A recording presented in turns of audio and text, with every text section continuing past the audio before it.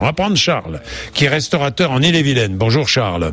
Oui, bonjour Jean-Jacques. Bonjour. Alors, vous voulez parler du mariage homo, vous Charles? Oui, parce que voilà, vous faites souvent le chantre du bon sens, de la réflexion. Oui, du bon sens, je sais pas, du bon sens. Je voulais vous soumettre une réflexion parce que moi, de cet argument de l'égalité, en fait, m'est insupportable parce que on dit voilà, l'égalité, le mariage pour tous, égalité. Aujourd'hui, moi je parle que des enfants, que des personnes de même sexe, on va dire homosexuels, parce que homosexuel c'est pas un gros mot. Des personnes homosexuelles veulent s'unir, veulent se protéger, et ben tout à fait, il faut le respecter. Donc ça, là-dessus, je dirais, je crois pas qu'il y ait beaucoup de monde qui soit contre. Par contre, on nous a fait le coup du Pacs. Le Pacs ne devait pas devenir un mariage, ça devient un mariage. Le mariage ne sera pas l'adoption, la PMA, etc. On le sait très bien que ça le deviendra. La PMA n'est pas dans le texte, Charles. Je voudrais préciser. L'adoption, oui, vous avez raison, Charles.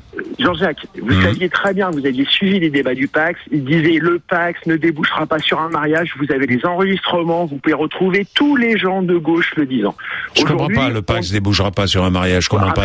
Quand il y a eu mais tout le monde était favorable au Pacs. Aujourd'hui, tout le monde est favorable au Pacs, Charles. Voilà. Oui, mais on disait le Pacs ne débouchera pas sur un mariage parce qu'il va protéger les gens de même sexe. Aujourd'hui, on vous dit c'est pas suffisant. Il faut le mariage.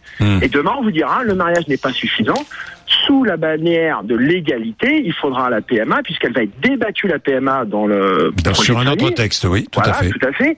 Et c'est aujourd'hui les opposants au mariage disent stop, réfléchissons dès maintenant à un ensemble. Et je vais revenir sur mon égalité. L'égalité pour tous, c'est d'abord l'égalité des enfants. Et à l'école, il faudra expliquer au petit Pierre et au petit Kevin de dire bah voilà, toi t'es pas égal à l'autre parce que toi t'as une jolie maman, un joli papa qui vient te chercher à l'école, qui t'emmène en vacances, etc. Et l'autre dira et pourquoi moi je suis pas égal à lui. Et qui pense qu'il est pas égal? Mais ça existe déjà, Charles. Ça existe déjà qu'un enfant. Je comprends pas votre raisonnement. Je vais vous l'expliquer. Aujourd'hui, moi, je suis avec des enfants qui disent pourquoi moi, mon papa et ma maman, ils sont pas ensemble pendant les vacances. Pourquoi ma maman, elle est à l'hôpital parce qu'elle a le cancer et que moi, j'ai pas la main. Pourquoi maman? Les enfants sont malheureux de ça. 98% des pédopsychiatres, il y a un sondage qui est paru, disent que c'est une catastrophe. Non mais ça, vous l'avez vu où, ce sondage, Charles? Les pédopsychiatres sont parfaitement partagés et il y a de tout. Il y a un sondage par exemple, le plus connu, l'un des plus connus, qui s'appelle notre ami Ruffo. Ruffo, il est favorable. Il est favorable. Et pourquoi aujourd'hui, Jean-Jacques, cette égalité-là, aujourd'hui, on sait très bien, il y a plein d'études qui sont sorties. On est en train de soigner aujourd'hui les enfants du divorce des années 70 et 80. Qui ont du mal à s'engager, affectivement, qui ont du mal à s'engager professionnellement. On sait très bien que ça laisse des séquelles. Moi, ce que je dis, c'est qu'aujourd'hui, il y a les divorces chez les hétéros comme chez les homos, ça laissera toujours des séquelles. Ça, je peux vous dire que... Exactement, Jean-Jacques. Mais oui, mais moi, je parle des divorces chez les hétéros. Aujourd'hui, les divorces chez les hétéros laissent des séquelles. Et on va dire au nom de l'égalité, bah oui, mais comme il y a des divorces chez les hétéros, autant avoir des enfants avec des homos. Aujourd'hui, mais pas du tout, Charles. Personne n'a avancé cet argument. Oui, on l'a entendu, même sur vos ondes, on l'a entendu. Je sais pas qui a dit ça, mais c'est des bêtises. Alors, excusez-moi. Et aujourd'hui, Jean-Jacques, pour terminer là-dessus. Allez-y. Sur tous les sujets, aujourd'hui, on entend le sacro-saint principe de précaution. On a un doute, principe de précaution. On a un doute sur l'alimentaire, on retire tout, principe de précaution. Là, on est en train de jouer les apprentis sorciers avec nos enfants, avec vos enfants, avec les enfants de la France.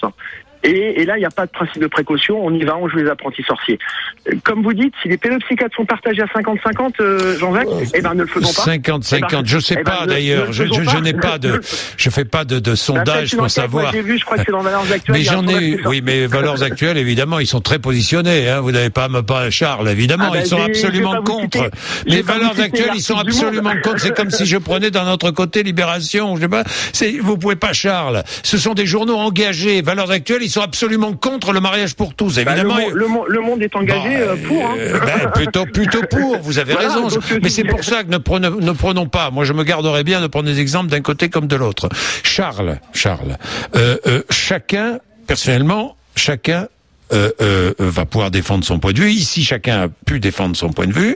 Vous êtes contre le mariage homo. Vous avez tout à fait le droit d'être contre. Non, Jacques, je suis pas contre le mariage homo. Mais vous êtes contre ce projet de loi ou pas? Je suis contre l'adoption, la PMA et derrière la gestation pour autrui. Voilà. Ah, moi aussi. Je suis contre la gestation pour autrui. Mais alors, elle est où l'égalité, Jean-Jacques? Non, mais... Quand vous aurez deux femmes qui s'aiment, qui vont avoir une PMA, et que diront les deux hommes? Et nous, l'égalité, elle est où pour nous? On veut aussi un enfant, on veut qu'on porte notre enfant. Elle est où l'égalité? Vous voyez bien que le principe de l'égalité dans ce débat, c'est un argument fallacieux. En l'occurrence, Charles, le texte qui va être débattu à l'Assemblée nationale ne parle pas de PMA ou de gestation pour autrui. Que les choses soient claires, Charles. Alors c'est sur ce texte que les députés vont se prononcer, pour ou contre, oui. Charles. Bon, alors sur ce texte, nous verrons après lorsque nous parlerons de la PMA. Là, en l'occurrence, sur ce texte, il faut savoir si on est pour, si on est contre. Voilà, c'est tout. Alors vous êtes, si j'ai bien compris, pour le mariage homo, mais contre l'adoption. Je vois pas pourquoi d'ailleurs entre nous, parce que moi personnellement, vous voulez que je vous dise, je vais le dire publiquement, je suis pour le mariage homo, le texte, et pour l'adoption. En ce qui concerne la PMA et la gestation pour autrui, c'est tout à fait autre chose.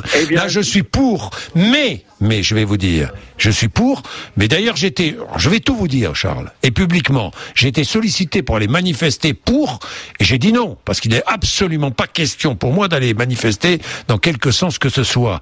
Hein. Mais personnellement, je trouve que de toute manière, on y viendra, Charles. Et c'est l'égalité, c'est normal. Je ne vois pas pourquoi les homosexuels auraient moins de droits que les hétérosexuels, Charles. Je vois pas. En vertu de quoi ?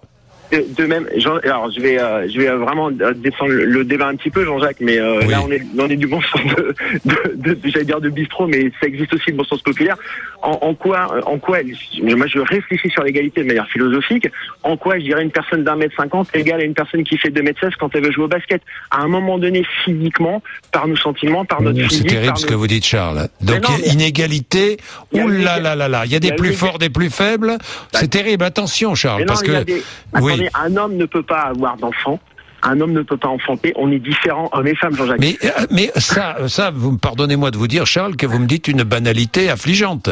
Qu'un homme ne puisse pas enfanter, ça on le sait. Mais oui. Charles, pardon. Mais un homme qui aime un homme. Oui. Un homme qui aime un homme, est-ce que c'est, ne peut pas avoir d'enfant. Non, mais un homme qui aime un homme a peut-être envie d'adopter un enfant.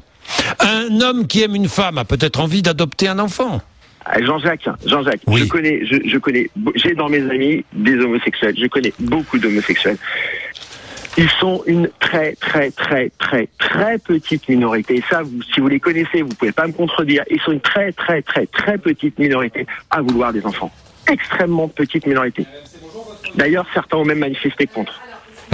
Pas contre le mariage. Pour dire. Oui, il y a des homosexuels qui sont contre, il y a des hétérosexuels qui sont pour, il y a tout, oui, il y a tout. Vous avez raison, Charles, c'est vrai. Ils sont une très petite minorité. Écoutez, Charles, on peut pas. Moi, je m'arrête là en ce qui me concerne. Hein, mais vous avez le droit. Et d'ailleurs, ce débat, ça fait des semaines qu'on le tient sur l'antenne d'RMC, et on va continuer puisque le texte arrive la semaine prochaine. On va continuer à nourrir le débat d'un côté comme de l'autre. Dans tous les cas, je vous remercie. Vous êtes une des seules, une des seules antennes qui tient le débat. Qui laisse des gens comme moi m'exprimer. C'est à je vous en remercie. Et je prends, puisque vous êtes un homme de bonne foi, je prends rendez-vous avec vous pour les prochains débats et j'attends votre position pour la PMA et la gestation pour autrui. Qu'est-ce que je vous ai dit? Je suis contre la gestation pour autrui, mon cher Charles. Je vous l'ai dit. Je suis contre. Je vous l'ai dit, Charles. Merci. Bonne journée. Bonne journée. Merci. Allez.